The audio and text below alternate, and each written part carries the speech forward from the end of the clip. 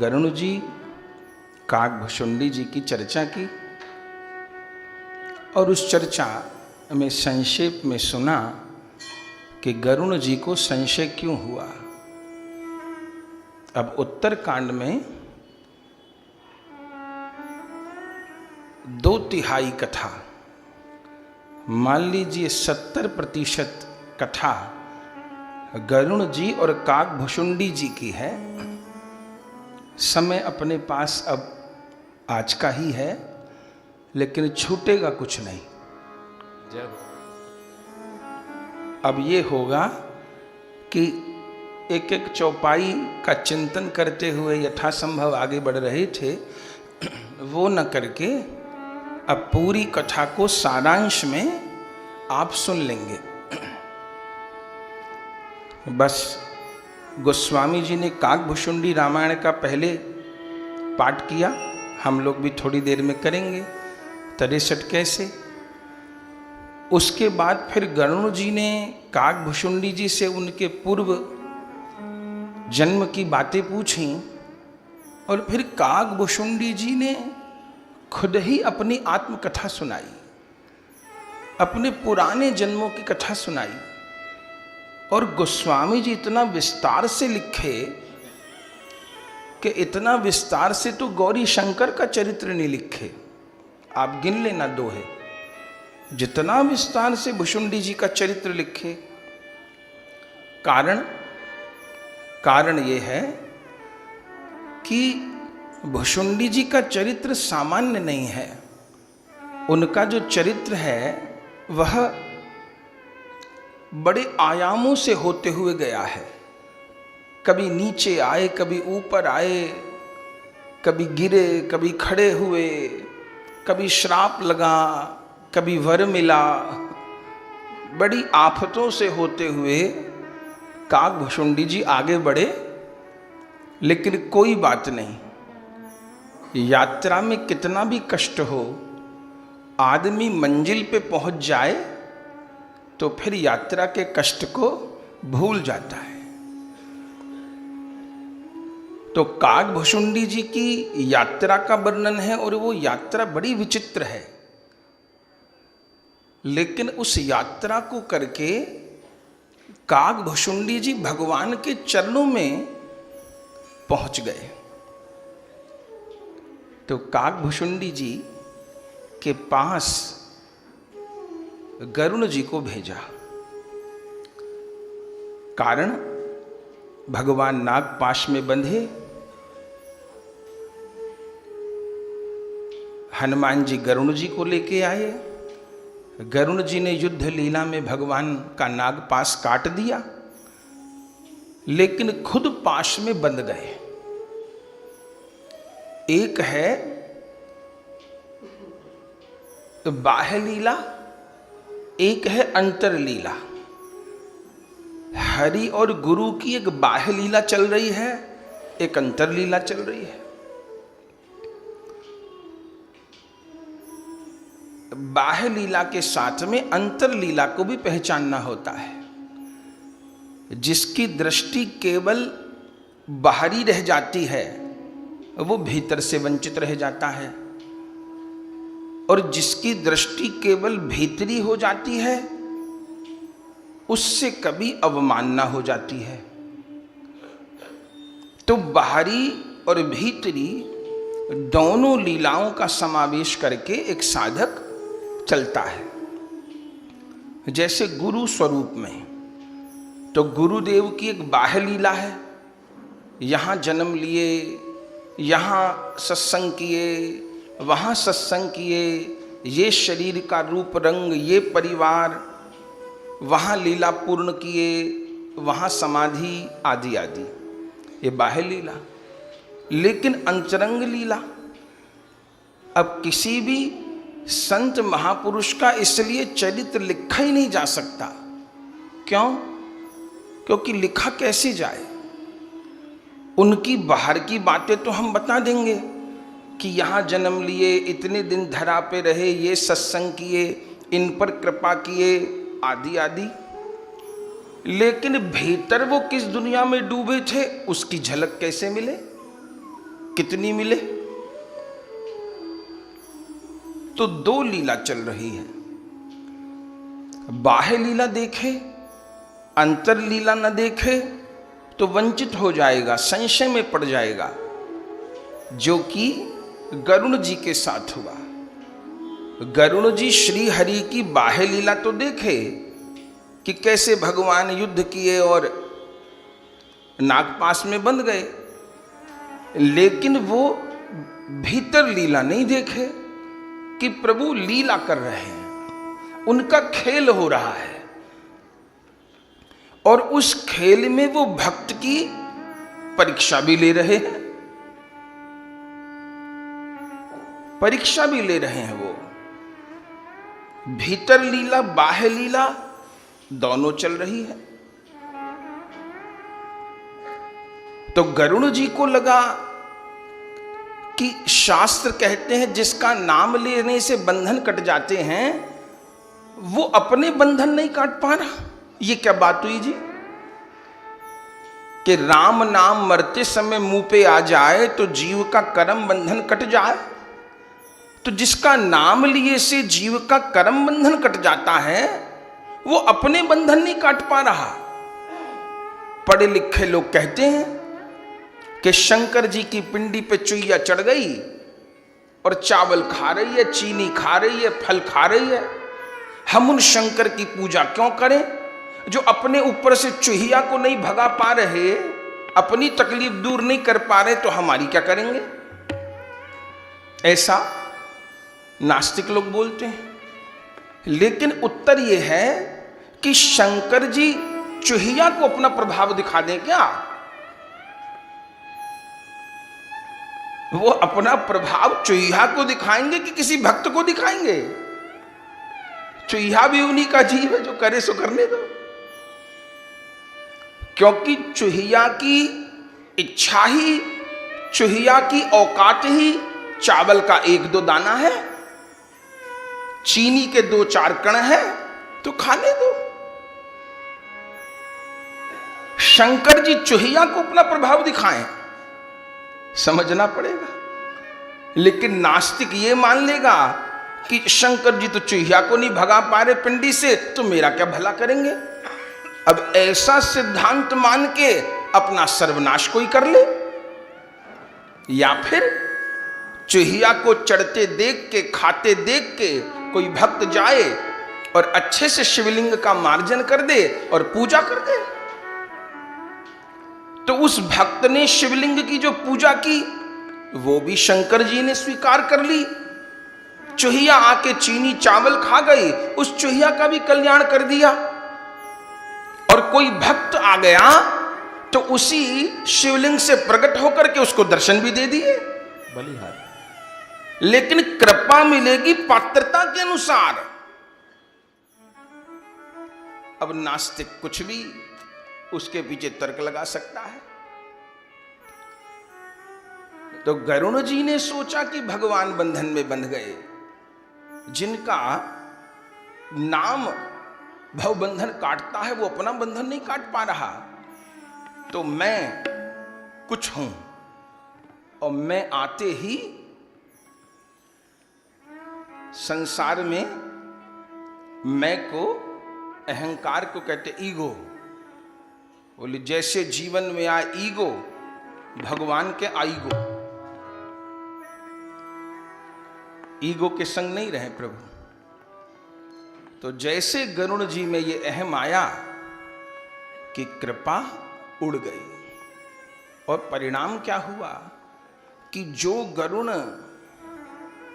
गरुण महाज्ञानी गुण राशि, हरि सेवक अति निकट निवासी, लिखा है रामायण में। उन गरुण जी को ही संशय हो गया। फिर वो गरुण जी अपना संशय लेके नारद जी के पास गए। नारद जी ने कहा, अरे गरुण जी, आपको तो माया लग गई प्रभु की, मुझे भी एक बार लग चुकी है। अब देखिए भक्त की कहनी। कोई भक्त हमारे पास आए कि मुझे ये बात समझ में नहीं आई, मेरे से गलती हो गई, तो हम ये कहेंगे, अरे तुम्हें तो कुछ भी नहीं आता, अरे यार तुम्हें तो कुछ भी नहीं आता, इतने दिन तुम्हें सत्संग सुनते हो गए, तुम तो बेकार हो, ऐसा कहेंगे ना। क्या कहेंगे? उसने कहा मेरे से गलती हो गई, मुझे नहीं आता। हम क्या कहेंगे? भैया पहले मेरे से भी ये गलती हुई थी, मेरे से 10 बार ये गलती हो चुकी है, आप इसको ऐसे करो, तब तो उसको बात समझ में आएगी। और हमने कह दिया तू तो किसी काम का नहीं, तेरे से इतनी बड़ी गलती हो गई ना। नारद जी कहते हैं गरुड़ जी मुझको भी माया लग चुकी है प्रभु की, मैं भी उस विश्व सुंदरी के पीछे पागल हो गया और भगवान से विरोध कर बैठा। इसका मतलब मेरा रोग बहुत घातक है? बोले हाँ। तो क्या करना होगा? बोले आप ब्रह्मा जी के पास जाओ। जैसे किसी के सीने में दर्द हुआ और किसी ने सोचा कि गैस का दर्द होगा, वो फिजिशियन के पास चला गया, फिजिशियन ने जांच पड़ताल की, उसको लगा कि ये तो कोई हार्ट की प्रॉब्लम है। उसने कहा भैया इसको तो बड़े अस्पताल में ले जाओ। वो जिला अस्पताल में पहुंचा, वहां डॉक्टर को कहानी नहीं समझ आई, उसने कहा भैया और बड़े अस्पताल में ले जाओ, जितनी जल्दी भाग सको। नारद जी ने देखा रोग खतरनाक है, मेरे पिता ब्रह्मा जी के पास जाओ। क्यों भेजा? चूंकि बहुत धनवान आदमी हो तो वो छोटे मोटे क्लिनिक में इलाज कराने नहीं जाएगा, भले वहां बहुत अच्छा डॉक्टर बैठा हो, उससे डॉक्टर भी बढ़िया चाहिए और क्लिनिक भी बढ़िया चाहिए। चूंकि इसको उसकी ईगो टकराती है, उसे क्लिनिक भी बढ़िया चाहिए और डॉक्टर भी बढ़िया चाहिए। और कभी कभी डॉक्टर बढ़िया ना हो, क्लिनिक बढ़िया हो। स्कूल की बिल्डिंग अच्छी हो, भले पढ़ाई अच्छी ना हो, ऐसा भी होता है। तो ब्रह्मा जी के पास भेजा, गरुड़ जी ब्रह्मा जी के पास गए। ब्रह्मा जी ने सारी बात सुनी। ब्रह्मा जी ने कहा गरुड़ जी मैं आपको नहीं बता सकूंगा, आप शंकर जी के पास जाओ। अरे राम, कोई उत्तर नहीं दे रहा, ऐसा कैसा रोग हमको हो गया? शंकर जी के पास जाओ। शंकर जी रास्ते में थे। खुद भोले बाबा कहते हैं मिले गरुड़ मार्ग महमोही, मुझे गरुड़ जी मार्ग में मिले। तो भोले बाबा ने क्या कहा कि रास्ते में कोई डॉक्टर हमको रास्ते में मिल जाए तो हम उससे ये कहेंगे कि जरा मेरा हार्ट का ऑपरेशन कर दो। भले हार्ट स्पेशलिस्ट सर्जन ही रास्ते में मिल जाए, ये रास्ते में कहने की बात है कि जरा मेरा हार्ट देख लो। अरे क्लिनिक में आओ, उसके चेकअप कराओ, सड़क पे देख ले, गाड़ी में बैठ के देख ले ना। भोले बाबा ने कहा गरुड़ जी मैं संशय समाधान तो आपका करता, पर आप मुझे रास्ते में मिले हो। रास्ते में मिले हो माने या तो जहां मैं था वहां आप आते, यहां जहां आप थे मैं वहां आता। या तो रोगी डॉक्टर के पास पहुंच जाए, क्लिनिक में, अस्पताल में, और यदि रोगी जाने लायक नहीं है तो डॉक्टर रोगी के घर आ जाए। पर सड़क पे इलाज कैसे होगा? अर्थ क्या था? शिव ने कहा मैं विश्वास के पर्वत पे बैठा था। शिव तो विश्वास है, तो आप उस विश्वास तक आ जाते तो मेरे विश्वास से आपका काम चल जाता, क्योंकि बिन विश्वास भगति नहीं। या तो आप कैलाश तक आ जाते, विश्वास तक आ जाते, अथवा मैं आपके पास आ जाता जहां आप भगवान की निष्ठा में विराजमान थे। न तो आपके भीतर निष्ठा बची और न आप विश्वास तक पहुंच सके। बात थोड़ी कठिन है पर समझिएगा, हमारे भीतर हरि गुरु के प्रति विश्वास पैदा नहीं हो पाया। लेकिन नाम को पकड़े रखा किसी प्रकार। मुझको कुछ समझ में नहीं आ रहा, क्या धाम, क्या लीला, क्या सेवा, क्या स्वरूप, मैं नहीं जान पा रहा, लेकिन मैंने नाम को पकड़े रखा बस। तो क्या होगा, मेरा मन भी नहीं लगता नाम में, फिर भी मैं नाम कर लेता हूं, तो एक दिन गुरुदेव रूपी वैद्य मेरे पास आएंगे और मेरा सारा इलाज करके चले जाएंगे। दूसरा तरीका है कि मैं नाम करते हुए अपनी साधना को बढ़ाऊं और जहां गुरुदेव विराज रहे हैं वहां पहुंच जाऊं, उस कोटि में पहुंच जाऊं, गुरुदेव जैसा स्मरण करते करते उनके निकट पहुंच जाऊं, तो फिर उनके निकट पहुंचूं तो वो पर्दा हटा के मुझको शामा शाम दिखा देंगे। लेकिन न तो मैं नाम निष्ठा में रह पाया और ना मैं गुरु के निकट विश्वास में पहुंच पाया। शंकर जी कह रहे रास्ते में मिले हो, मैं तुम्हारा क्या समाधान करूं? तो फिर मैं क्या करूं? गरुण जी, मैं आपको एक उपाय बता सकता हूं। गरुण जी ने माथे पे हाथ मार लिया, ले फिर उपाय। कोई दवा तो दे नहीं रहा, एक दूसरे से बड़े डॉक्टर के भेजे जा रहे हैं और यहां रोगी मरे जा रहा है। नारद जी ने ब्रह्मा जी के पास भेजा, ब्रह्मा जी ने शंकर जी के पास भेजा। शंकर जी ने कहा मैं बता दूंगा कि कहां इलाज होगा। गरुड़ जी ने सोचा कि अब तो ये जरूर और किसी बड़े के पास भेजेंगे, नारायण के पास भेजेंगे, और ठीक ही बात है, मेरा इलाज नारायण ही कर सकते, दूसरा कौन कर सकता है, मैं इतना बड़ा आदमी जो हूं। लेकिन उल्टी बात हो गई, शिव कहां भेज दिए? उत्तर दिशी सुंदर गिरि नीला, जहां रह काग भुसुंडी सुशीला। आप उत्तर दिशा में नीलगिरी पर्वत पे चले जाओ, वहां काग भुसुंडी रहते हैं, उस काग से जाके कथा सुनो। अरे राम, गरुण जी ने कहा ये भोलानाथ क्या कहे, काग से सुनो कथा। अब काग के पास जाना बाकी रह गया था, अब गरुड़ काग के पास जाएगा, कौवे के पांव में बैठेगा।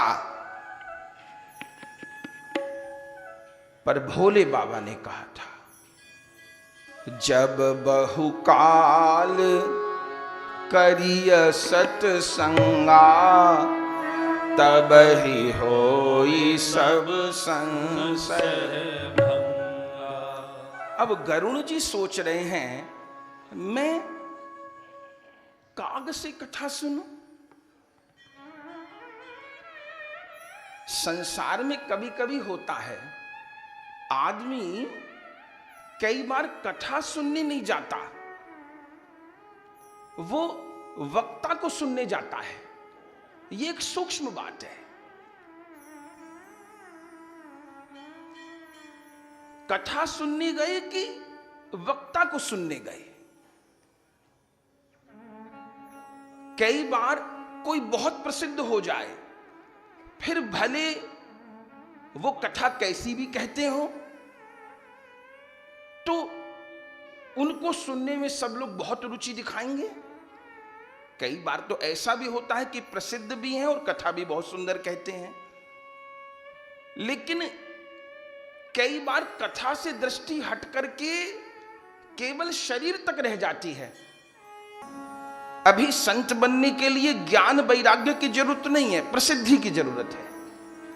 यदि अत्यधिक प्रसिद्धि है तो सबसे अगली पंक्ति में पहुंच जाएंगे, अब ज्ञान वैराग्य को लेके बैठे रहो तो कोई बात नहीं। लेकिन बात यह है कि विषय को सुनना है कि व्यक्ति को सुनना है, यह एक दृष्टि है। नारद जी ब्रह्मा जी के पास पहुंचे, ब्रह्मा जी ने शंकर जी के पास भेजा और शंकर जी ने भेज दिया काग भुसुंडी जी के पास। अब बात क्या हुई कि गरुण जी के उस अहम का भी इलाज करना है। उन्होंने श्री राम के बंधन काट दिए, केवल इतनी बात नहीं है, उनको अहम का रोग हो गया। वो ये सोच रहे हैं कि गरुण महाज्ञानी गुण राशि, हरि सेवक अति निकट निवासी। मैं महाज्ञानी, मैं गुणों की खान, मैं हरि के निकट रहने वाला, मैं हरि का वाहन। तो शंकर जी ब्रह्मा जी इलाज करे तो समझ में आवे, या नारायण करे, या उनसे कोई ऊपर हो तो वो करे। एक काग, एक कौवा। लेकिन अहंकार का समाधान होना बहुत जरूरी है। शंकर जी से फिर पूछा। शंकर जी ने कहा दूसरा उपाय नहीं है, आप कागभुषुंडी जी के पास जाइए। और उस समय फिर श्री गरुण जी कागभुषुंडी जी के पास आए। आह! और फिर जैसे पास में आए, श्री मानस जी में ग्रंथ लिखा। सभी लोग ग्रंथ खोल लीजिए और प्रणाम भी कर लेना ग्रंथ को। जो मोबाइल में देख रहे वो मोबाइल को ही कर लेना। 63 क 63 के से लेकर के 68 के तक पाठ करेंगे। अब इतने का पाठ करके संपूर्ण मानस जी 7 कांड का पाठ हो जाएगा। क्या कहना, इसको कहते हैं भुषुंडी रामायण। आहा!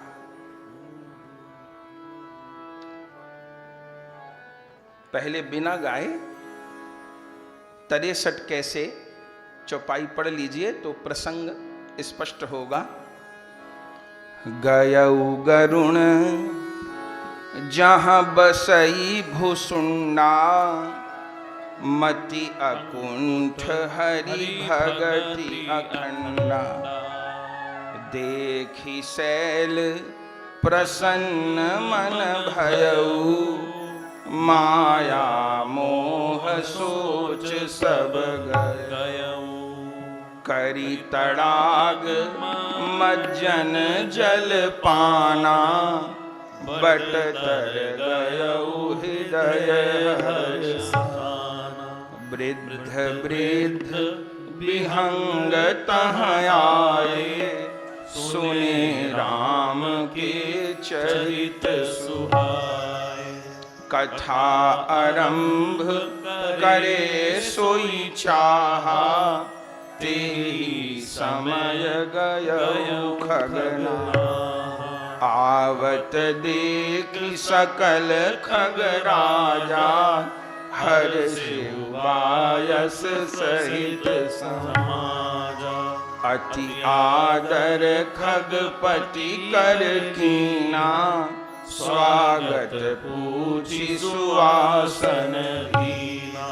करी पूजा समेत अनुरागा, मधुर वचन तब बोले उभागा। अब कागभुषुंडी रामायण प्रारंभ होगी, पर इसमें जो ऊपर की 2 चौपाई हैं, इसको देखिए क्या लिखा है। गयऊ गरुण जहां बसई भुसुंडा, मति अकुंठ हरि भगति अखंडा। और इसके अगली जो चौपाई है वो बहुत बड़ी है। गोस्वामी जी लिखते हैं, देखी शैल प्रसन्न मन भयऊ, माया मोह सोच सब गयऊ। अर्थ समझे हैं इसका? अभी कथा नहीं सुनाई, अभी एक शब्द नहीं कहा, केवल जहां कागभुषुंडी जी रहते हैं वहां पहुंचे तो परिणाम क्या हुआ? बोले डॉक्टर से मिले नहीं, नब्ज दिखाई नहीं, दवा ली नहीं, क्लिनिक में पहुंचते ही रोगी ठीक हो गया। क्या लिखा? देखी सैल प्रसन्न मन भयऊ, माया मोह सोच सब।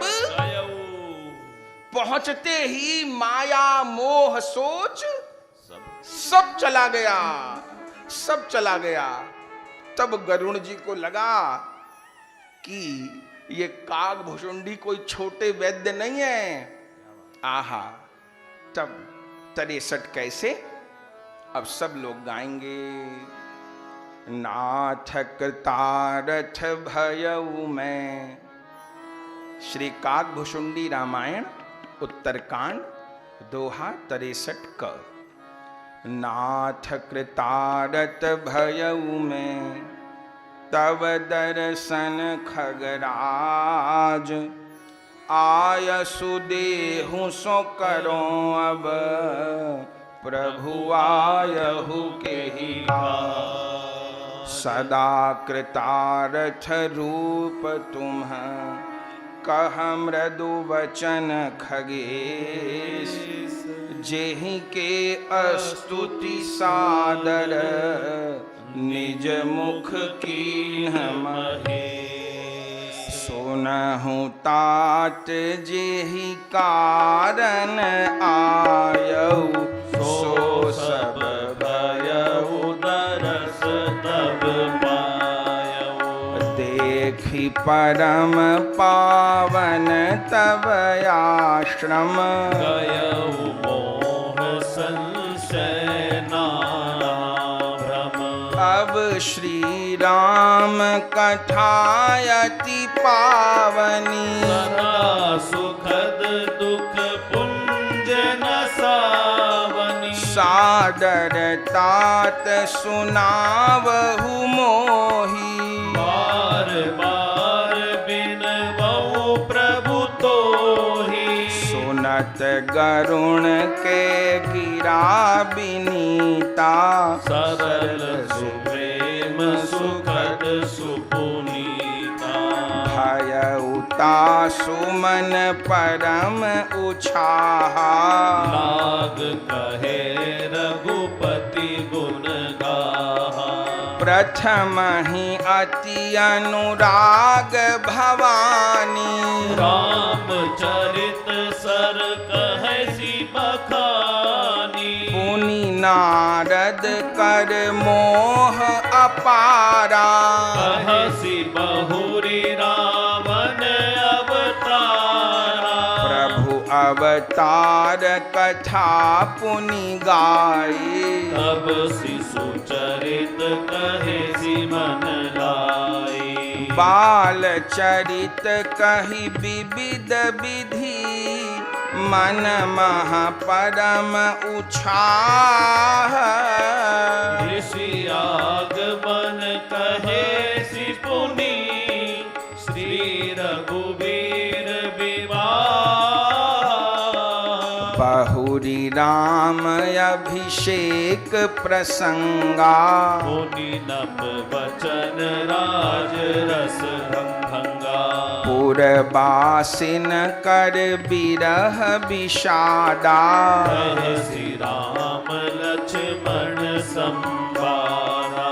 विपिन गवन केवट अनुरागा, सुरसरी उतरि निवास प्रयागा। वाल्मीक प्रभु मिलन बखाना, चित्रकूट जिमि बसे भगवान। सचिवा गवन निगर निप मरना, भरता गवन प्रेम बहुवरना।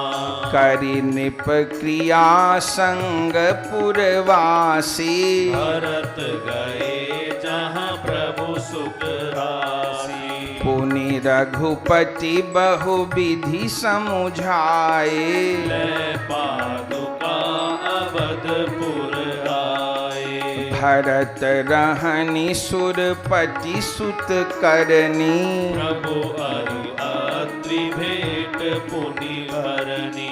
कही बिराद बद जेहि विधि, देह तजी सरभंग, परनि सुतीक्षण प्रीत पुनि, प्रभु अगस्त्य सतसंग।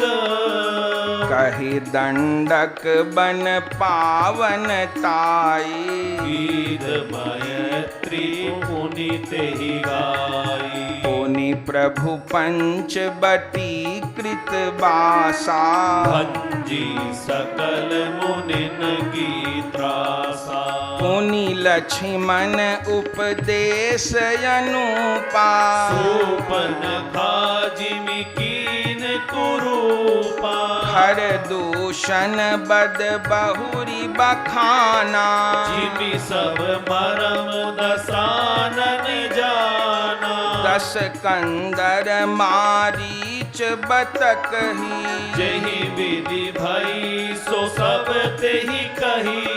पुनि माया सीता कर हरना, श्री रघुबीर बिरह कछु बरना। पुनि प्रभु गीध क्रिया जिमिनी, पति कबंद सबरी गति दीनी। बहुरी बिरह बरनत रघुबीरा, जहि विधि गए सरोवर तीरा। प्रभु नारद संवाद कही, मारुति मिलन प्रसंग। मुनि सुग्रीव मिताई, पाली प्राण कर भंग। कपिहि तिलक करि प्रभु कृत, शैल प्रवर्षण बास। वर्णन बरसा शरद अरु, राम रोष कपित्रास। जहि विधि कपिपति कीस पठाए, सीता खोज सकल दिशि धाये। विबर प्रवेश कीन जेहि भांति, कपिन बहोरी मिला संपाति। सुनि सब कथा समीर कुमारा, लागत भयउ पयोधि अपारा। लंका कपि प्रवेश जिमि कीना, पुनि सीतहि धीरज जिमि दीना। बन उजारी रावण ही प्रबोधि, उरदहि नागेउ बहोरी पयोधि। आए कपि सब जहाँ रघुराई, वैदेही की कुशल सुनाई। सेन समेत जथा रघुबीरा, उतरे जाय बारि निधि तीरा। मिला विभीषण जेहि विधि आई, सागर निग्रह कथा सुनाई। सेतु बांध कपि सैन जिमि, उतरी सागर पार। गयउ बसीठी वीर वर, जेहि विधि बालि कुमार। निशिचर कीस लड़ाई, बर निशि विविध प्रकार। कुंभकर्ण घन नाद कर, बल पौरुष संघार।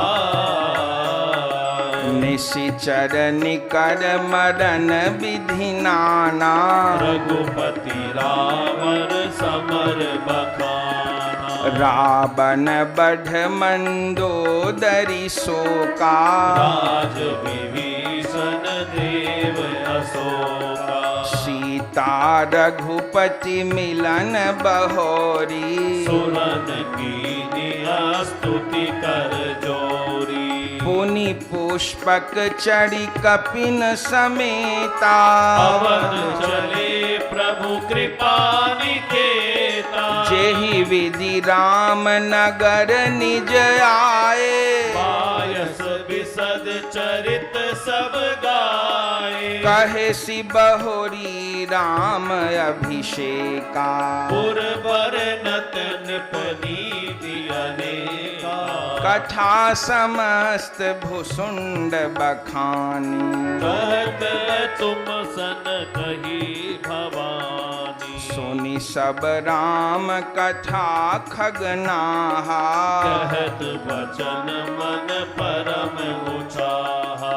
सुनि सब राम कथा खगनाहा। कहत वचन मन परम उचाहा। सुनि सब राम कथा खगनाहा। कहत वचन मन परम उचाहा। गयउ मोर संदेह। सुनेउ सकल रघुपति चरित। भयउ राम पद नेह। तब प्रसाद पायस तिलक। तब प्रसाद तिलक। कहिए श्री कागभूषुंडी रामायण की जय हो। 7 बरस में जो कथा सुनी वो पूरी कथा सूत्र रूप में कागभूषुंडी जी ने गरुण जी को सुना दी। और गरुण जी ने कह दिया गयउ मोर संदेह। सुनेउ सकल रघुपति चरित। अभयउ राम पद नेह। तब प्रसाद बायस तिलक। हे कागभूषुंडी जी, आपकी कृपा से मेरा संदेह दूर हो गया और प्रभु के चरणों में मेरा जो नेह छूट गया था वो नेह प्रकट हो गया। तब गरुण जी को समझ आया कि ये कागभूषुंडी देखने में काग लगते हैं। मैं इनको छोटा मान रहा था, लेकिन काग के रूप में भी ये कोई भगवान के प्रेमी हैं, कोई भगवान के परिकर हैं। तो पहले तो गरुण जी का सब संशय दूर कर दिया और इसके बाद फिर गरुण जी ने प्रश्न किए। और क्या प्रश्न किए? बड़े सुंदर सुंदर प्रश्न किए हैं। उसमें एक प्रश्न है कि हे गरुण जी, मुझे आप अपने बारे में बताओ। आप कौन हो? आप काग तो नहीं हो, आप सामान्य काग तो नहीं हो। आप कौन हो? आप अपने बारे में बताओ। ये धन आपको कैसे प्राप्त हुआ? बिना कथा सुने ही मैं आपके निकट आया तो मुझे एक अद्भुत शांति प्राप्त हो गई, मेरे संशय दूर हो गए। आप कौन हो? आहा, अब कागभूषुंडी जी चाहते नहीं थे राम की कथा हो, जीव की क्या कथा होती है? कथा तो हरि की होती है। लेकिन गरुण जी बार बार पूछे, तब कागभूषुंडी जी ने सुनाया। हे गरुण जी, अपनी बात कहते हुए लज्जा आती है, क्या कहूं अपनी बात, पर फिर भी आपको अब काग की कथा सुननी है तो सुन लो। मेरे से आप पूछते हो तो मैं सबसे पहले कलयुग में अयोध्या में एक चतुर्थ वर्ण का व्यक्ति था। कलयुग में अयोध्या में शूद्र परिवार में मेरा जन्म हुआ था। प्रभु को अयोध्या के वासी बहुत प्रिय हैं, तो मेरा अयोध्या में जन्म हुआ चौथे वर्ण में।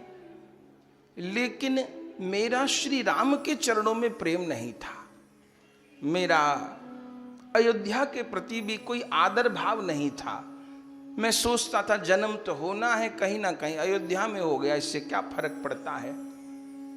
तो मैं वहां रहता रहा। शंकर जी के चरणों में थोड़ा मेरा भाव था। करते करते समय बीता, अयोध्या में अकाल पड़ा। मैंने सोचा कि अयोध्या कैसी, भगवान का धाम बताते हैं, यहां अकाल पड़ गया। तो मैंने अयोध्या को छोड़ दिया और मैं भटकने लग गया। मैंने सर्वत्र कलयुग का तांडव देखा, सब जगह कलयुग का प्रभाव आ गया, सब कुछ लुप्त गुप्त हो गया। भटकते भटकते आखिर में मैं उज्जैन पहुंचा। उज्जैन में मैंने महाकाल का दर्शन किया। वहां पर अकाल नहीं पड़ रहा था, और जब मैंने देखा कि वहां अकाल नहीं है, भोजन पानी की अच्छी सुविधा है, तो मैं उज्जैन में रह गया। और मैं क्या सोचने लग गया कि अयोध्या राम जी की नगरी है, उज्जैन शंकर जी की नगरी है। देखो, राम जी की नगरी में लोग भूखे मर रहे हैं, अकाल पड़ रहा है, और उज्जैन में बड़ी खुशहाली है। तो इसका अर्थ है कि राम जी छोटे हैं और शंकर जी बड़े हैं। ले, यदि इस पैमाने पर इष्ट देव को छोटा बड़ा करने का हम लोग पैमाना बना लिए, तब तो हो गया काम कि मैं जिसका भजन कर रहा हूं और देखो मुझे कष्ट मिल रहा है, मेरी आमदनी नहीं हो रही, और मेरा परिवार सुखी नहीं है, मेरा शरीर रोगी है, तो मैं वहां चला जाऊंगा तो मेरी आमदनी बढ़ जाएगी, मेरा शरीर ठीक हो जाएगा, मेरा परिवार ठीक हो जाएगा। इस चक्कर में तो कलयुग के जाने कितने लोग हैं खबर नहीं, इधर से उधर भटकते रहेंगे। और भगवान भगवान किसी को नहीं चाहिए, केवल कामना की पूर्ति चाहिए। जो बहुत बड़ा भीड़ का रेला दिखता है, वो इसी चक्कर में इधर से उधर भटकता रहता है प्रायः। तो मैंने सोचा शंकर जी की बहुत महिमा है उज्जैन में, तो मैं वहां रहने लग गया। चलो कोई बात नहीं, मैं शंकर जी का भजन करता, लेकिन मेरी बुद्धि खोटी हो गई गरुण जी। मैं शंकर जी का भजन करता और श्री राम की निंदा करता, हरि की निंदा करता, वैष्णवों की निंदा करता। मुझे उज्जैन में एक गुरुदेव मिले, उनका ब्राह्मण शरीर था, वे बड़े अच्छे थे। उन्होंने कृपा करके मुझे शिव मंत्र भी दिया। उन्होंने एक दिन मुझे मंत्र जप करते देखा तो कहा, बेटा अपने से मंत्र जप नहीं किया जाता, गुरु के मुख से नाम श्रवण किया जाता है, तब वो मंत्र वो जप फलदायी होता है। तो मेरी तो कोई गुरु में श्रद्धा थी नहीं, पर वो मुझे नाम श्रवण करवा दिए और मैं उज्जैन में रह करके भजन करने लग गया। मेरे गुरुदेव भी परम शिव भक्त थे गरुण जी, लेकिन उनकी शिव भक्ति कैसी थी कि वो हरि को भी मानते थे, वो वैष्णवों को भी पूरा सम्मान देते थे। लेकिन मेरी खोटी बुद्धि, मैं तो शंकर जी को मानूं और हरि की निंदा करूं। एक दिन मेरे गुरुदेव ने मुझे बुलाया और मुझे समझाया, बेटा शिव सेवा कर फल सुत सोई, अविरल भगति राम पद होई। बेटा शिव और हरि का विरोध नहीं है, हर की आत्मा हरि है और हरि की आत्मा हर है, और शिव की सेवा का तो फल ही श्री हरि की भक्ति है। बेटा तुम हरि से बैर न किया करो, इससे शिव दुखी होंगे। वैष्णवों का, हरि भक्तों का सम्मान किया करो। तो मेरे गुरुदेव मुझे हित की बात समझाए, पर गरुड़ जी मैंने तो कहा ना, मुझे मेरी कथा आप क्यों सुनना चाहते हो? गुरुदेव समझाए पर फिर भी मेरे भेजे में कोई बात नहीं आई।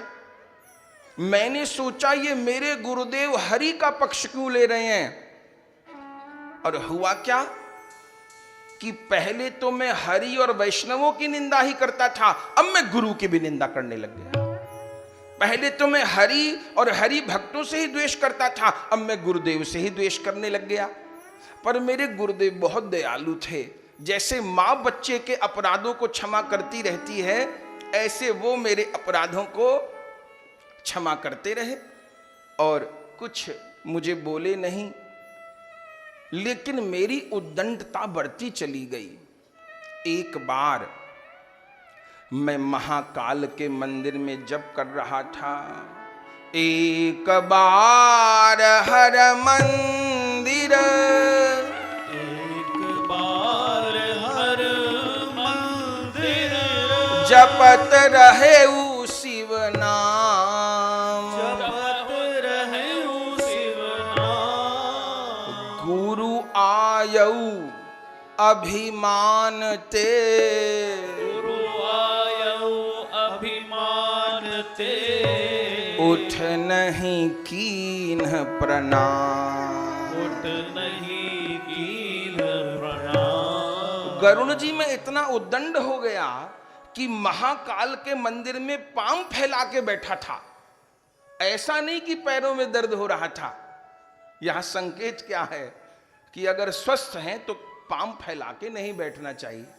अब कोई मैया बहन कहेगी कि महाराज जी आप कैसी बात बोल रहे हो, दर्द होता है, तो फिर एक कपड़ा या शॉल लेकर के आए, वो पैर पे डालें और ये ध्यान रखें कि गुरु लोग की तरफ, ठाकुर जी की तरफ पैर ना हो और किसी को न लगे पैर, और कपड़ा उस पर डाल के रखें। सत्संग में आने वाले मेरे पैरों को न देखें, उससे पुण्य नष्ट होते हैं, भजन नष्ट होता है।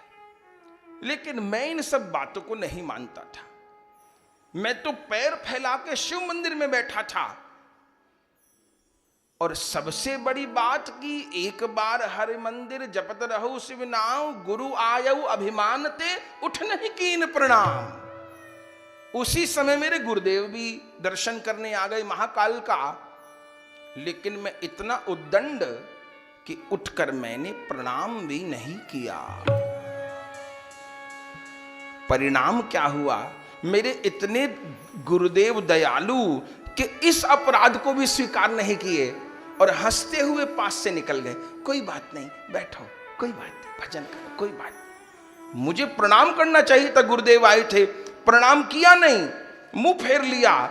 पर फिर भी मेरे गुरुदेव ने बुरा नहीं माना।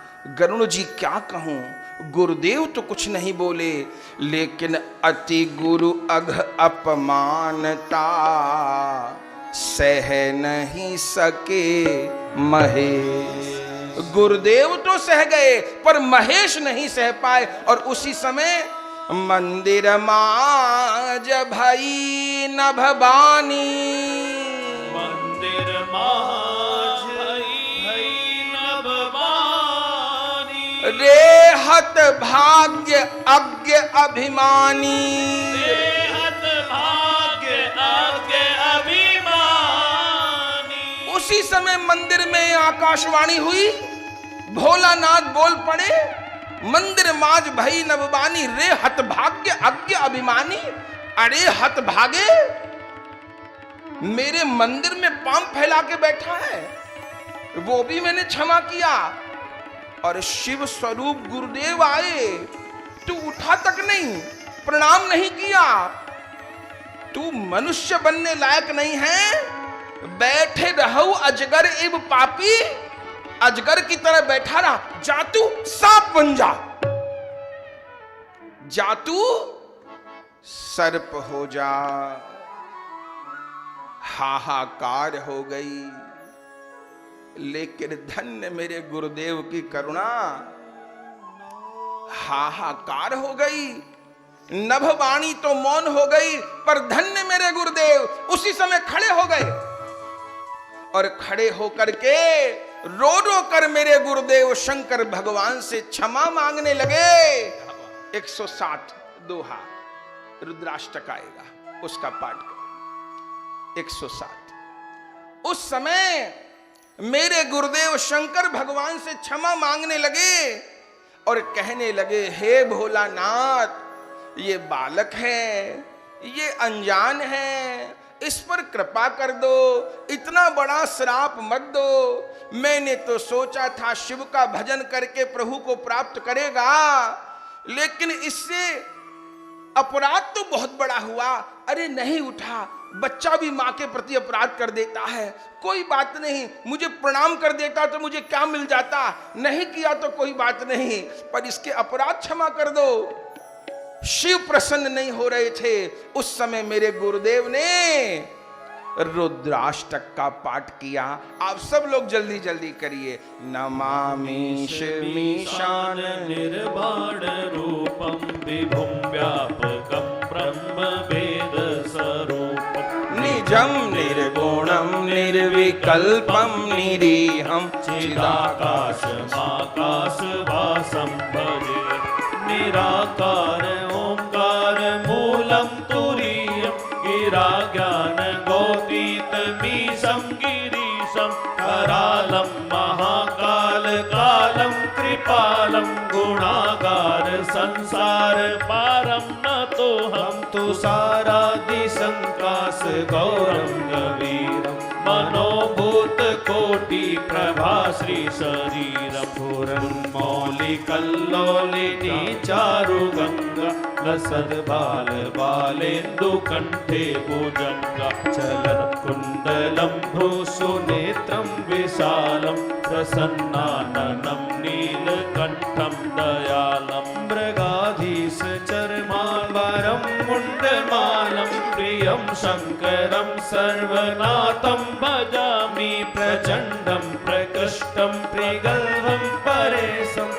अखण्डं अजं भानुकोटि प्रकाशं त्रयासूल निर्मूलनं शूलपाणिं भजेऽहं भवानी पदं भावगम्यं कलातीत कल्याण कल्पान्तकारी सदा सच्चिदानन्द दाता पुरारी चिदानन्द संदोह मोहापहारी प्रसीद प्रसीद प्रभो मन्नथारी आयावत् उमानाथ पादारविन्दं भजन्ति लोके परे वनराणां तावत् सुखं शान्ति संतापनाशं प्रसीद प्रभो सर्वभूतादिवासं न जानामि योगं जपं नैव पूजां नतोऽहं सदा सर्वदा शम्भुतुभ्यं जराजन्म दुःखोगतातप्यमानं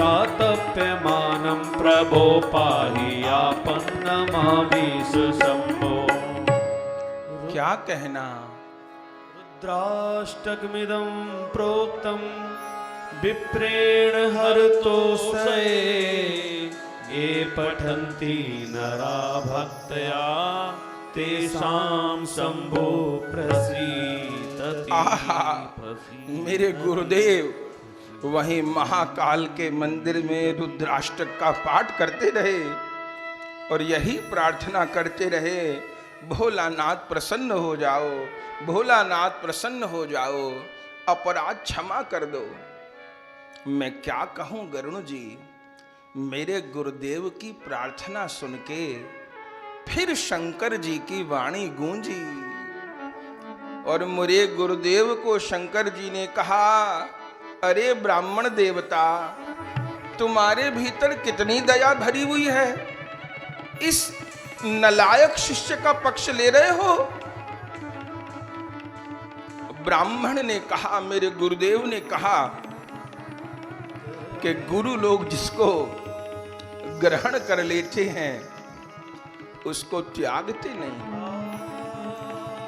तो इसको मैंने ग्रहण कर लिया है, अब इसका अपराध मेरा अपराध है, भोलानाथ क्षमा करो हे गरुण जी। तब शंकर जी ने कहा कि मेरा श्राप तो निष्फल नहीं होगा, इसको कम से कम 1000 जन्म तो लेने पड़ेंगे, 1000 जन्म लेने पड़ेंगे। 1000 बार जन्मेगा और 1000 बार मरेगा। लेकिन आपने प्रार्थना की है तो 1000वें जन्म में इसको मनुष्य शरीर मिलेगा, ब्राह्मण शरीर मिलेगा, और इसको प्रभु की भक्ति प्राप्त होगी। हे गरुण जी, बस फिर क्या होना था, मैं मरकर सांप बन गया। मैं कितने बरसों तक सांप बनता रहा और फिर तो क्रम शुरू हो गया। मैं हर योनि में गया, गधा, कुत्ता, शूकर, कीट, पतंग, गंदी से गंदी योनि में मैं गया। मेरे कर्म ऐसे थे। लेकिन गरुण जी मैं क्या बताऊं, मैं जिस भी योनि में गया, योनियों में तो गया, पर गुरु कृपा का लाभ क्या हुआ कि जन्म लेने में और मृत्यु में जो कष्ट होता है वो कष्ट मुझे नहीं हुआ। एक एक बात समझिएगा मेरे भाई बहन, बड़ी व्याख्या का समय नहीं है, पर काकभुशुंडी जी का चरित्र अपने आप में अद्भुत है। अपराध हुआ, जाना पड़ा, लेकिन वो शरीर मुझे मिलते गए और छूटते गए। कैसे छूटते गए कि जैसे ये कपड़ा उतारा अब ये पहन लिया, अब ये कपड़ा उतारा अब ये पहन लिया। तो जैसे कपड़ा उतारने में और पहनने में समय तो लगता है लेकिन कष्ट तो नहीं होता, ऐसे मेरे 1000 जन्म बीत गए। बार बार जन्म लेता, उस योनि में रहता, फिर मरता, फिर शरीर छूटता। मुझे जन्मने मरने का तो कष्ट नहीं मिला, लेकिन एक कष्ट रहा क्या, मुझे मेरे गुरुदेव की याद आती रही कि उन्होंने कितनी कृपा करी। मैं गुरुदेव के शील स्वभाव को नहीं भूल पा रहा था। हे गरुण जी, फिर मेरा ब्राह्मण शरीर में जन्म हुआ और इस बार मेरा नाम क्या हुआ, भुशुंडी शर्मा। कहिए श्री भुशुंडी शर्मा जी महाराज की जय हो। ब्राह्मण परिवार में मेरा जन्म हुआ, भुशुंडी शर्मा मेरा नाम रखा गया। लेकिन मुझे याद था कि मैं कितने जन्मों से धक्के खाते आ रहा हूं, तो मैंने इस जन्म में निश्चय कर लिया कि अब मोह माया में नहीं पड़ना, अब किसी के चक्कर में नहीं पड़ना। मेरे माँ बाप मुझे बहुत प्यार करते थे, लेकिन सुनिए गरुण जी, मैंने कैसा रूप बना लिया। माँ बाप चाहते थे भैया बेटा पढ़े लिखे, बड़ा आचार्य बने, बड़ा आदमी बने, लेकिन मैं प्रेम मगन मोहे कछु न सुहाई, हारे पिता पढ़ाई पढ़ाई। प्रेम मगन मोहे कछु न सुहाई, हारे पिता पढ़ाई पढ़ाई।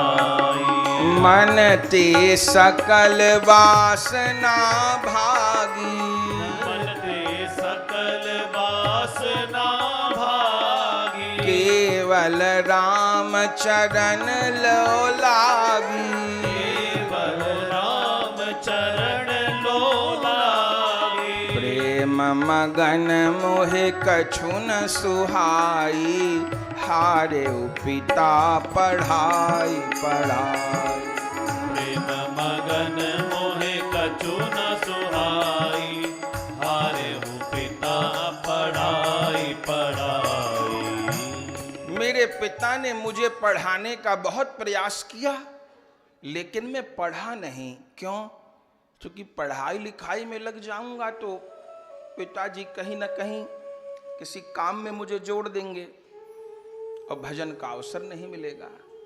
तो उस जन्म में बस मुझे भगवान का नाम ही अच्छा लगता था। कोई 15-20 वर्ष की आयु तक तो मैं घर में रहा, माता पिता का शासन सहता रहा, लेकिन फिर मैंने एक दिन घर का त्याग कर दिया और फिर मैं भटकता फिरता था, घूमता रहता था, लेकिन राम नाम गाता था, राम जी के चरित्रों को गाता था। एक दिन मैं चलते चलते सुमेरु पर्वत पर पहुंच गया। सुमेरु पर्वत पर बट का वृक्ष था और बट वृक्ष के नीचे लोमश जी महाराज बैठे थे। ये लोमश जी महाराज गरुण जी साक्षात शंकर भगवान के शिष्य हैं और ये कितने दीर्घजीवी हैं। इनको लोमश क्यों कहते हैं? चूंकि इनके शरीर पर घने रोए हैं। और आयु कितनी है? बोले 4,32,000 वर्ष का कलयुग, ठीक। इससे दुगना 8,64,000 वर्ष का द्वापर, तिगुना त्रेता, 4 गुना सतयुग। 4 युग बीते तो एक चतुर्युगी, और ऐसी चतुर्युगी 71 बार बीते तो एक मनवंतर। एक मनवंतर में एक इंद्र बनता है, और ऐसे 14 मनवंतर बीते तो एक कल्प, ठीक। और ब्रह्मा जी की आयु कैसी है इस गणना से? एक कल्प की तो ब्रह्मा जी की एक रात है, और एक कल्प का ब्रह्मा जी का एक दिन है। माने ब्रह्मा जी के एक दिन में 1000 कलयुग, 1000 द्वापर, 1000 त्रेता और 1000 सतयुग है, उतने ही रात में हैं। इस गणना से ब्रह्मा जी को कितनी आयु मिली है? 100 वर्ष की। अब गुणा भाग कर ले तो कैलकुलेटर भी जवाब दे दे। इस गणना से ब्रह्मा जी की 100 वर्ष की आयु है। पर सुनिए गरुण जी, लोमश जी की कितनी आयु है जानते हैं? लोमश जी इसलिए कहा गया कि उनके शरीर पे रोम ही रोम है। आयु कितनी है? जब एक ब्रह्मा की आयु पूरी होती है तो उन ब्रह्मा की आयु पूरी होने के सम्मान में लोमश जी अपने शरीर का एक रोम गिरा देते हैं। तो लोमश जी की गणना आयु की कोई कर ले। तो मैंने देखा उनके शरीर में बस थोड़ी जगह रोम नहीं थे। मैं तो चौंक गया, इतने दीर्घजीवी। मैंने उनके चरणों में प्रणाम किया। मैंने कहा, हे गुरुदेव, आप तो कितने दीर्घजीवी हैं, लेकिन यहां पेड़ के नीचे बैठे हैं। आपका आश्रम कहां है?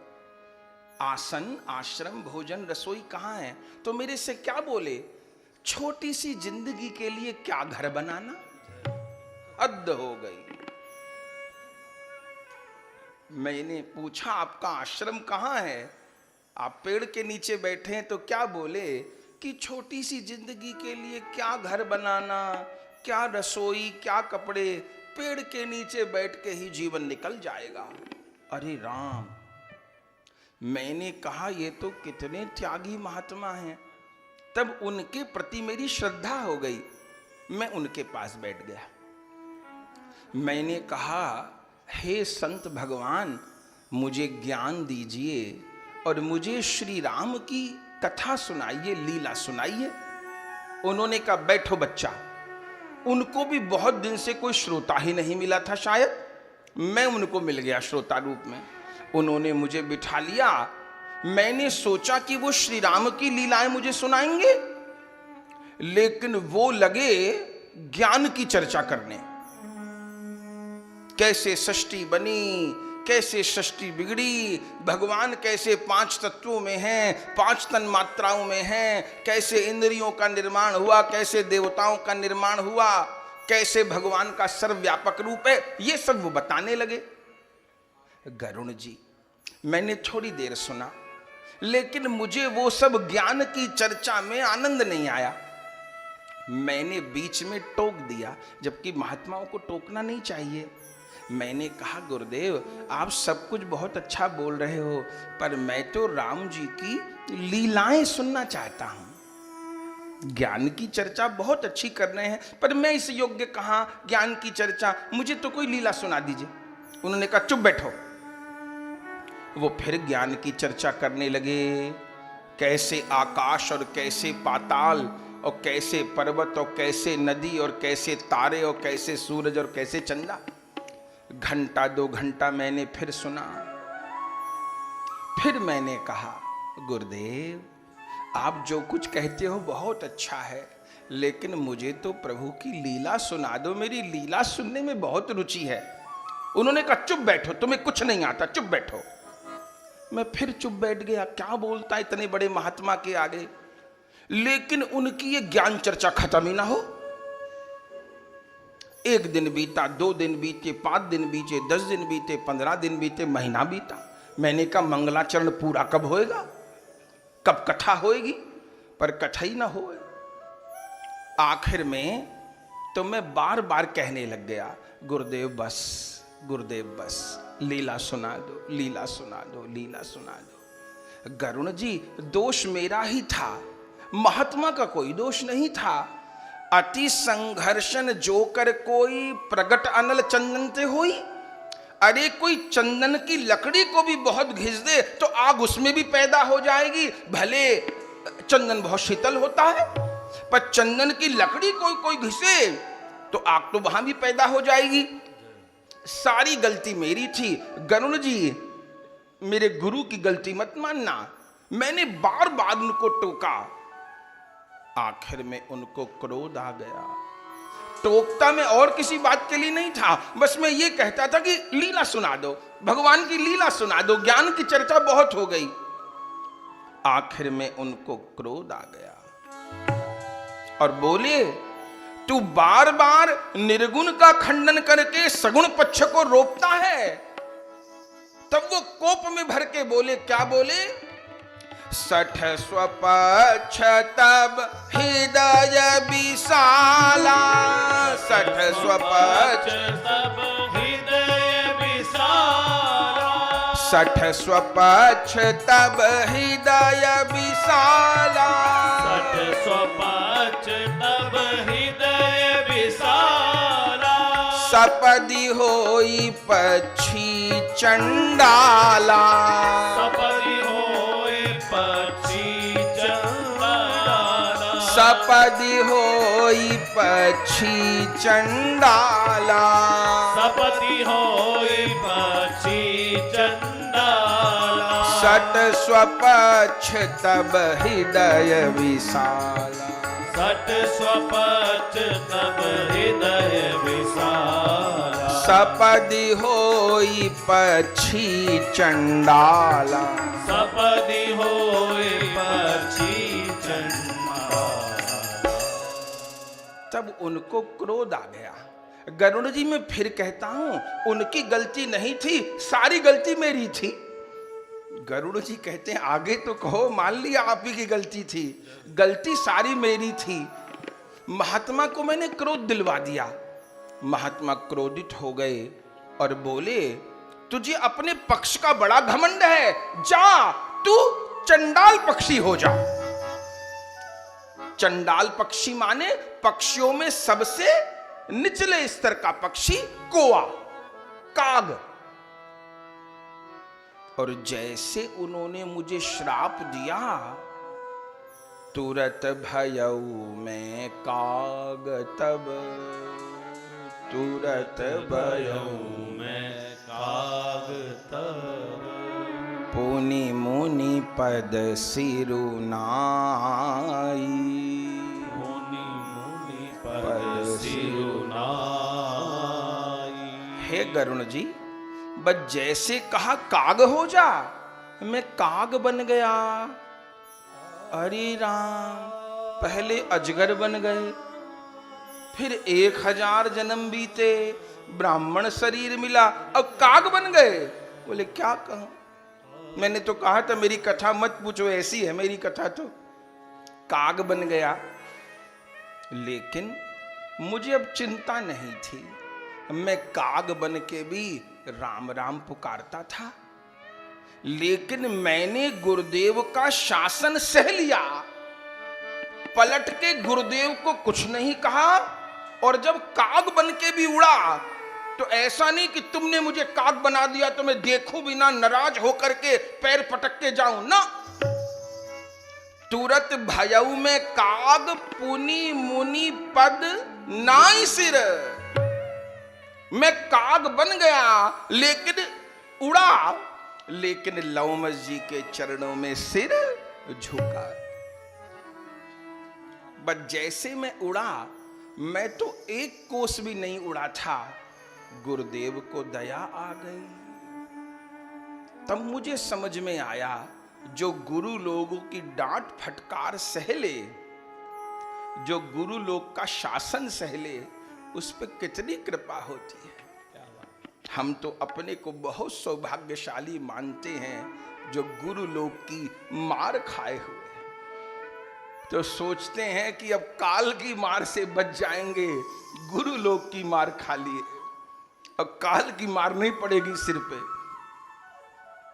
गुरु का शासन सहना, उनकी नाराजगी को सहना, उनकी मार को सहना, और कितना भी वो शासन करें उस समय अपना ही दोष देखना कि मुझ में कहां कमी थी। ये न कह देना कि गुरु जी को बहुत गुस्सा आता है, ये तो बात बात पे गुस्सा होते हैं, ये तो बहुत गुस्सा करते हैं, ऐसा कह दिया तो गए काम से। उनके शासन को सह लेना, उनकी मार को सह लेना, निष्ठा का त्याग न करना। तो क्या हुआ जानते हैं गरुण जी? गुरु जी बहुत डांटे मुझे और श्राप ही दे दिए काग बनने का। मैंने कहा ठीक है, जो मेरा भाग, मैं काग बन के उड़ा प्रणाम करके। इतनी देर में गुरुदेव को दया आ गई और उसी समय गुरुदेव ने मुझे बुलाया, ओ कागा इधर आ। और फिर क्या हुआ? फिर उन्होंने मुझे गोद में बिठा लिया और फिर क्या किया?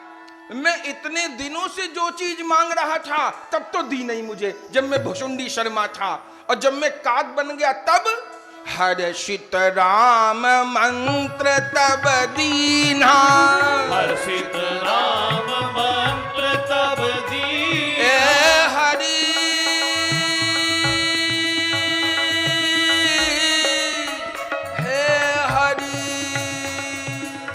हर्षित राम मंत्र तब दीना, हर्षित राम मंत्र तब दीना। मम परितोष विविध विद कीना, मम परितोष विविध विद कीना।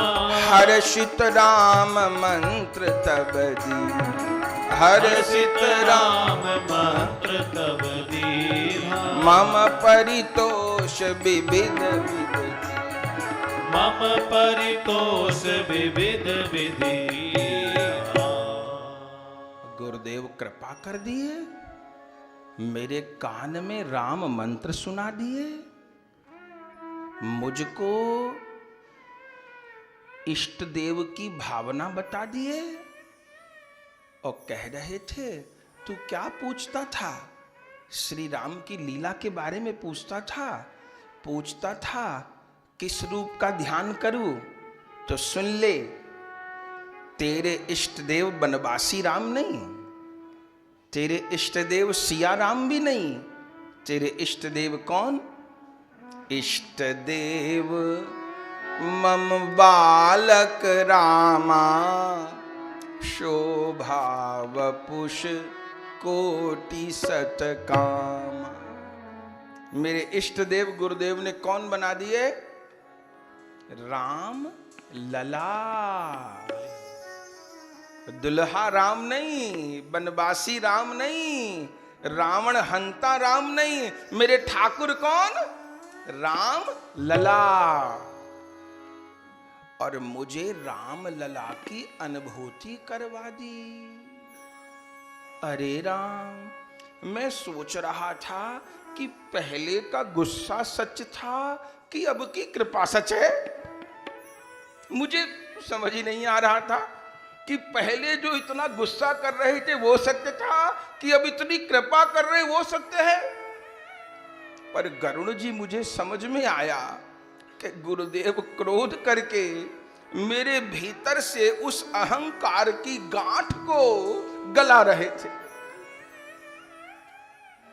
वो गुरुदेव मेरी अहंकार की गांठ को गला रहे थे। मैं नहीं समझ पा रहा था ये मेरी मंदबुद्धि है। फिर क्या हुआ काकभुशुंडी जी?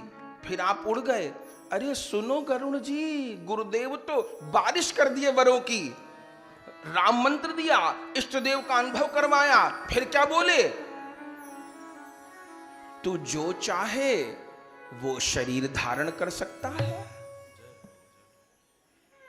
अरे राम, फिर क्या बोले? तू चिरंजीवी है। मैं तो सोचता रह गया, रावण जैसे दैत्य मरते मर गए अमर होने के लिए ब्रह्मा जी की तपस्या कर करके, ब्रह्मा जी ने अमर नहीं किया। हिरण्यकश्यप मरते मर गया अमर होने के लिए, ब्रह्मा जी ने अमर नहीं किया। अब मेरे गुरुदेव तो मुझे अमर ऐसे बना दिए जैसे बच्चे को कोई मिठाई खाने को दे दे। क्या बोले? तू अमर रहेगा, तू चिरंजीवी रहेगा, तू कोई भी शरीर धारण कर सकता है। फिर बोले तुझे सदा श्री रामलीला और राम नाम स्फुरित होता रहेगा। फिर क्या बोले? तू जहां रहेगा वहां 1 योजन तक माया नहीं व्यापेगी। तू जहां रहेगा वहां 12 किलोमीटर के क्षेत्र में किसी को काम वासना नहीं होगी, किसी को क्रोध नहीं होगा, किसी को मोह नहीं होगा, किसी की मृत्यु नहीं होगी, किसी को स्वास्थ्य खराब नहीं होगा। अच्छा गरुड़ जी, तभी मैं कहूं आपके आश्रम के पास आते ही मेरे सारे संशय कैसे दूर हो गए। बोले ये मेरा चमत्कार नहीं, गुरु का चमत्कार है। उन्होंने कहा 1 योजन तक तेरे ओरा में जो बैठेंगे उनके भीतर मोह माया नहीं व्यापेगी। अरे राम, तो इतने वर दे दिए गुरुदेव। बोले मत पूछो, झड़ी लगा दिए गुरुदेव। तो एक बात बताओ काकभुशुंडी जी, पूछो, जब आपको गुरुदेव ये वर दे दिए कि आप किसी भी शरीर में रह सकते हो, तो काग का शरीर छोड़ देते, फिर काग क्यों बने रहते हो? अब सुनिएगा क्या उत्तर दिए काकभुशुंडी। आप काग क्यों बने रहते हो? जब गुरुदेव कहे कोई भी शरीर धारण कर लो, तो मनुष्य का, देवता का, गंधर्व का कोई भी रूप धारण कर लेते। अरे सुनो गरुड़ जी, काग क्यों बना रहता हूं? सुनो, एहि तन राम भगति में पाई, एहि तन राम भगति में पाई, एहि तन राम भगति में पाई, एहि तन राम भगति में पाई, ताते मोहि ममता अधिकाई, ताते मोहि ममता अधिकाई, ताते मोहि ममता अधिकाई, ताते मोहि ममता अधिकाई। और आप कहते हो कि काग का शरीर छोड़ के दूसरा धर लूं, तो गरुड़ जी एक बात सुनिए, सोई पावन सोई सुभग शरीरा, सोई पावन सोई सुभग शरीरा, अरे सोई पावन सोई सुभग शरीरा, सोई पावन सोई सुभग शरीरा, जेहि तन पाई भजिय रघुवीरा, जेहि तन पाई भजिय रघुवीरा, जो तन पाई भजिय रघुवीरा, जो तन पाई भजिय रघुवीरा। तो गरुड़ जी, मैं चाहूं तो कुछ भी बना रहूं, पर काग क्यों बना रहता हूं? पहला कारण, मुझे इस काग के शरीर में राम मंत्र मिला। श्री राम की भक्ति तो इस काग के शरीर में मुझे मिली, इसलिए मुझे इस देह में प्रेम है। और गरुड़ जी, वही शरीर पवित्र है, वही शरीर सुंदर है, जिस शरीर से रघुनाथ का भजन हो जाए। और काया किस काम की? जिसकी गोरी चमड़ी है वो भी चिता में जलेगी, और जिसकी काली चमड़ी है वो भी चिता में जलेगी। राजा भी चिता में जलेगा, भिखारी भी चिता में जलेगा। गरुण जी शरीर तो वही धन्य है जिससे गोविंद का भजन बने, तो इसलिए आप काग बने रहते हो। कोई और भी बात है? एक बात अंदर की है, क्या मैं इसलिए भी काग बना रहता हूं, चाहूं तो कुछ भी बन जाऊं, पर काग क्यों बना रहता हूं? चूंकि गुरुदेव मेरा लीला में प्रवेश भी इसी रूप में करवाए हैं। लीला में प्रवेश इस रूप में कराए मतलब रामलला का मैं भक्त हूं। हां, जब राम जी अवतार लेते हैं और बाल लीला करते हैं, तब मैं कोवा बन के जाता हूं और रामलला मुझसे खेलते हैं। तो जैसे ठाकुर के खिलौने होते हैं ना, ऐसे मैं अपने रामलला का खिलौना हूं। तो मेरे राघव मुझसे खेलते हैं और उनको मेरा ये रूप बड़ा प्रिय है। तो जब मेरे ठाकुर को मेरा ये काला काग का शरीर प्रिय है, तो मुझे गोरा नहीं बनना, मुझे तो ये काला काग का ही शरीर अच्छा है। अच्छा, तो आप प्रभु की लीला में भी जाते हो? कब जाते हो? आप तो यहां कथा कहते हो। और ये और बता दो कि यहां रहते आपको कितने दिन बीत गए? गरुण जी जाते तो ध्यान नहीं, पर मोटा मोटा बता दूं, बीते कल्प 7 अरु 20। मुझे यहां रहते 27 कल्प, युग नहीं, अभी गणना सुन लिए आप। 4,32,000 वर्ष का कलयुग, दुगना द्वापर, तिगुना त्रेता, 4 गुना सतयुग, 4 युगों की एक चतुर्युगी, 71 चतुर्युगी का एक मनवंतर, 14 मनवंतर का एक कल्प। और कितने कल्प बीत गए? 27। बीते कल्प 7 अरु 20। अरे राम, तो ये 27 कल्प से यहां करते क्या हो? देखो, कल्प कल्प प्रति प्रभु अवतर है। हर कल्प में एक बार श्री राम का अवतार होता है। तो जैसे श्री राम का अवतार होता है ना, तब 5 वर्ष के लिए यहां कथा रुक जाती है। कल्प में एक बार, माने एक कल्प में तो अरबों बरस हो गए, गुणा भाग कर लीजिएगा घर जाके। उस अरबों वर्ष के कल्प में 5 वर्ष के लिए कथा रुकती है एक बार। क्यों? जब श्री राम प्रकट होते हैं, तब से लेकर के 5 वर्ष की आयु तक मैं कहां रहता हूं? भुसुंडी जी, कमाल हो गया। हाँ, तो रहते बीते बीते संवत, बीते कल्प 7 अरु 20, 27 कल्प बीत गए हैं। 5 वर्ष के लिए अयोध्या जाता हूं। जिस दिन प्रभु प्रकट होते हैं उस दिन से लेके 5 वर्ष की आयु तक तो रहता हूं। और फिर क्यों आ जाते हो? फिर प्रभु पढ़ने चले जाते हैं गुरु जी के यहां। तो गुरुकुल में भी चले जाया करो, कोई कागज को थोड़ा रोकेगा। बोले गुरुजी डांट देते हैं कि बच्चों को पढ़ने नहीं देता, खेल में लगा देता है। तो फिर मुझे लगता है कि गुरुजी डांटेंगे, तब फिर मैं नहीं जाता। फिर क्या करते हो? फिर यहीं आ जाता हूं अपने नीलगिरी पर्वत पे, और फिर बस कथा कहता हूं।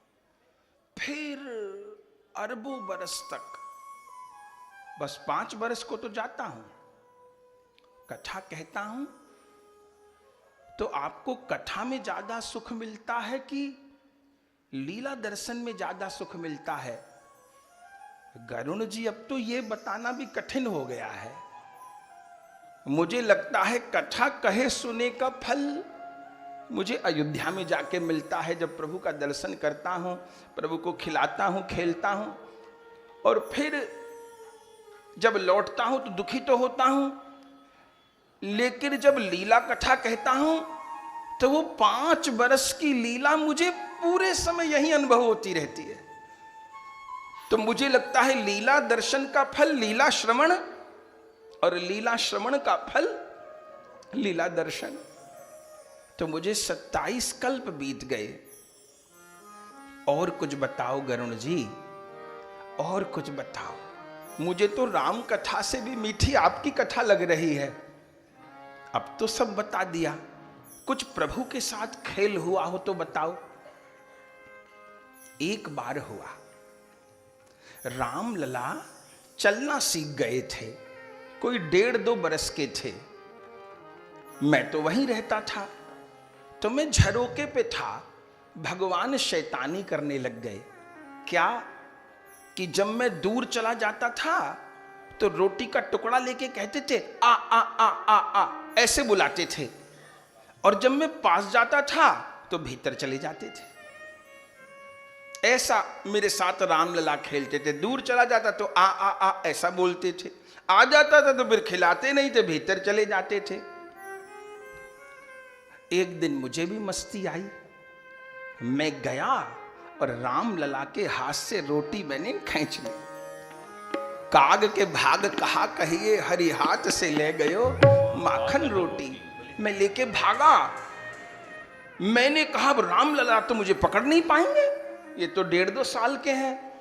उसी समय लीला कर दिए। क्या लीला कर दिए? मैं जाऊं और रामलला की भुजा मेरे पीछे पीछे बढ़ती जाए। अरे राम, रामलला तो वहीं एक भुजा बढ़ती जाए। गरुण जी मैं पूरे ब्रह्मांड में घूम गया, जहां जाऊं वहीं रामलला का छोटा सा हाथ। अरे राम, गजब हो गया। हाँ, फिर क्या हुआ? फिर मैं डर गया, ये क्या हुआ? रामलला पीछे पीछे, रामलला नहीं थे, रामलला का हाथ था। फिर क्या हुआ? फिर डर के मैंने आंख बंद कर ली। फिर क्या हुआ? फिर मुझे रामलला दिखने लग गए। कैसे दिखे? अब वो मुस्कुराए। फिर क्या हुआ? फिर थोड़ी देर में रामलला को जुम्हाई आई। फिर क्या हुआ? फिर जुम्हाई आई और मैं जाने कैसे उनके मुंह में चला गया। मुंह में जाके उनके पेट में चला गया। अरे राम, कहां कहां हो आए हो? बोले मत पूछो कहां कहां हुआ है। तब तो कहता था मेरे से मेरी कथा मत बुलवाओ, मेरी बड़ी विचित्र कथा है। क्या किया? प्रभु के पेट में चला गया। क्या देखा? ब्रह्मांड ने काया निर्मित माया, रोम रोम प्रतिवेद कहे। प्रभु के पेट में जैसे अंगूर के गुच्छे में अंगूर लगे रहते हैं, ऐसे प्रभु के पेट में ब्रह्मांड। हर ब्रह्मांड में जाऊं, हर ब्रह्मांड में नए ब्रह्मा, नए शंकर, नए इंद्र, नई सृष्टि। हर ब्रह्मांड में मैं सारे ब्रह्मांडों में घूमा। अरे राम, कितना समय लगा? 100 कल्प। हे भगवान, कल्प से नीचे तो बात ही नहीं करते। 100 कल्प पेट में घूमते रहे। हां, फिर क्या हुआ? फिर मैं दौड़ते दौड़ते थक गया। फिर क्या हुआ? रामलला को फिर जुम्हाई आई। अब के मैं मुंह से बाहर आ गया। तो कितनी देर लगी? बोले उभय घड़ी मह मैं सब देखा। पेट में रह आया, ब्रह्मांडों में रह आया 100 कल्प, लेकिन ये सारा चमत्कार कितनी देर में देख लिया? उभय घड़ी। एक घड़ी 24 मिनट की, 48 मिनट में सब कुछ देख लिया। उभय घड़ी मह मैं सब देखा। फिर देखा, फिर क्या देखा? फिर देखा रामलला वही हाथ में टुकड़ा लेके खड़े और कह रहे आ आ आ आ आ आ आ। मैंने कहा अब नहीं जाल में फंसूंगा। तो फिर क्या हुआ? फिर मैं श्री राम को देखता रहा और मैंने कहा ठाकुर अब तो बहुत थका दिया तुमने। मैं तो सोचता था सीधे ठाकुर हो, सीधे तो नहीं हो, बहुत थका दिया। तब श्री राम मेरे से कहे चल वर मांग। तब मैंने यही वर मांगा कि मुझे अपने चरण कमल की निर्मल प्रेमा भक्ति दो। और तब जब ते रघुनायक अपनाया, तब ते मोहिना व्यापी मां। बस वो आखिरी बार था, उसके बाद मुझे माया नहीं व्यापी। और अब मैं बस राम कथा कहता हूँ, राम लला का दर्शन करता हूँ। ये मेरी कहानी है। अब और मेरे से क्या पूछोगे? पूछा तो बहुत कुछ है। ईश्वर अंश जीव अविनाशी चेतन अमल सहज सुखराशि, सो माया बस भयो गुसाई, बंध्यो कीर मरकट की नाई। जड़ चेतन ग्रंथि पर गई, यद्यपि मृषा छूटत कठिनई, तब ते भयो जीव संसारी, छूट न ग्रंथि न होई सुखारी। पूरा वर्णन करने लगो तो 2-4 दिन की कथा हो जाए। फिर सुनहु तात अब मानस रोगा, तहि ते दुख पावहि सब लोका। मोह सकल व्याधिन कर मूला, तहि ते पुनि उपजई मऊसूला। आदि आदि तो बहुत वर्णन किया, बहुत वर्णन किया, बहुत वर्णन किया। और फिर गरुण जी का सब समाधान हो गया।